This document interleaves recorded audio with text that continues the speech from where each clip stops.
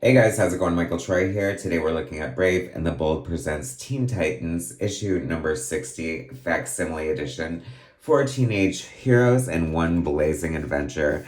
Love this great cover. I believe it's by Bruno Premiani. They don't have credits in here, but I Googled and it said it was drawn by Bruno Premiani and written by Bob Haney.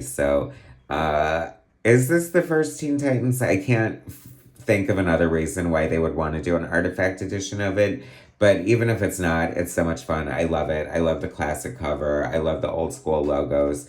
The facsimiles, I've been living for them. They're exact replicas of the single issues of comic books as they came out in the day, except for paper quality, cover price, and maybe a variant cover, a blank cover. I've been getting these blank covers because I've been threatening to draw them myself and sell them on eBay. Like, how stupid is that? But I'm going to get around to it one day, so stick around.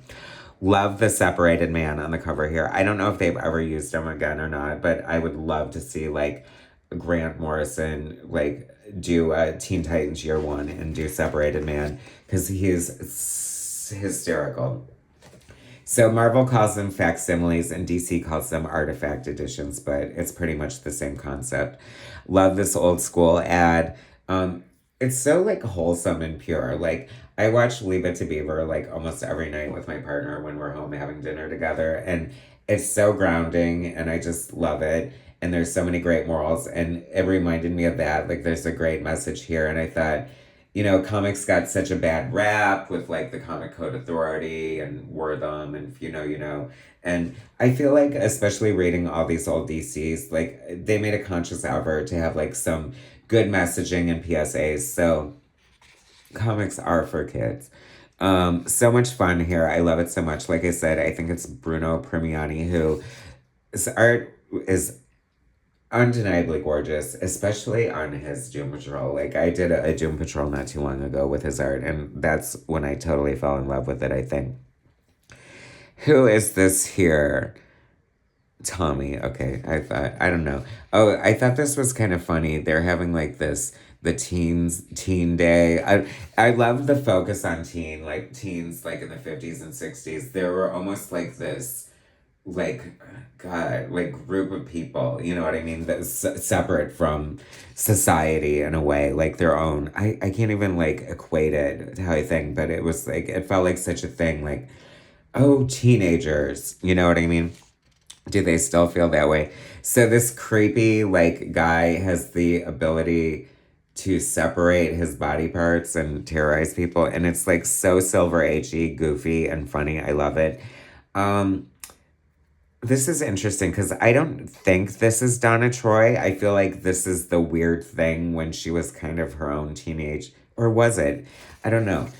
You know, I am a huge Teen Titans fan, but I came on with George Perez and Marv Wolfman and never bothered to like really look into the past or history of it before then because I always thought the art was kind of boring. And now that I'm more mature and like know so much better, and especially after working on my Big Bang anthology, like I've fallen in love with the golden and silver age aesthetic and all these old fun comics that are silly but just entertaining and just like so feel good and so well done. Like the level of craft in the art here, and it's a shame that the letterer and the colorist are not credited as well because they're just so important to the aesthetic. It's so weird because this lettering reminds me so much of Jim Aparo's lettering, but I find it hard to believe that he would just letter a comic book, but maybe.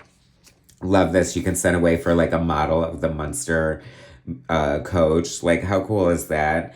That I always say, like, one of my stupid wastes of owning a time machine would be to go back in time and order the crap from these stupid ads, and to buy like the comics originally off the stands. Oh my gosh, I take like $100 and go buy like a million comic books for 10 cents each, right? I mean, how fun would that be? This is so silly and wacky, and it's such a sign of the times, and it would be so fun and entertaining for a kid. You got all the teen sidekicks together fighting crime, and it's this weird ass like separated man who's, just really like some middle-aged scientist, as they all were back in the day. Further proving that the biggest threat to society are definitely middle-aged white men, for sure. This disembodied ear was hysterical. I love that it's just sort of hanging out behind the cliff, listening in on people. And the weird, like, rash and bloopy skin condition of the separated man is body horror creepy for sure. I don't know, like, this is just so much fun. Like, it's too much fun. It's wacky, it's silly. You know what I mean? You really have to, like, just put aside all your expectations for anything but a good time, and I just love it. Like, everyone is so pure and innocent, and I just love the interaction of the characters. And I love seeing these old, especially this, like, this artist definitely was a thing in that era. And even though this is well before my time, I definitely know this artist. Like, I feel like it's like sort of like a naughty underground artist. So it makes me kind of wonder like what it's doing as an ad in here. I don't know. People say I don't comment on the ads enough, so I'm trying to do that a little more. This was so good. I too. See, this is what I mean. In seconds, the Midville teenagers strip for action and get on their surfboards to come and help Aqualad fight the separated man, but a wave made by these whales, and I love that the whales almost look like they're smiling. I don't know, there's just something so great about this. Like, it's just so corny, and you would never ever see this, like, today, and that's why it's so good. Like, it's such a moment in time, right? Love kind of like the ad and logo at the top of the page. Makes you kind of wonder, like, about the sizing. Like, because I know that comic books should change size at one point, so I'm wondering if this was originally just a little bit different, and I don't know if they were a little bit bigger or a little bit smaller. Come on, you old farts watching, tell me. You know you bought this off the stand if you're watching this right now, probably. On life support, no less. But still, thank you for watching. I totally appreciate it. I don't know. It's just joyous. It's fun. Who doesn't love the Teen Titans? This just, like, really made my day. I love that they're doing all these facsimiles. I say keep it coming. A lot of people argue that A, it's a cash grab. Duh.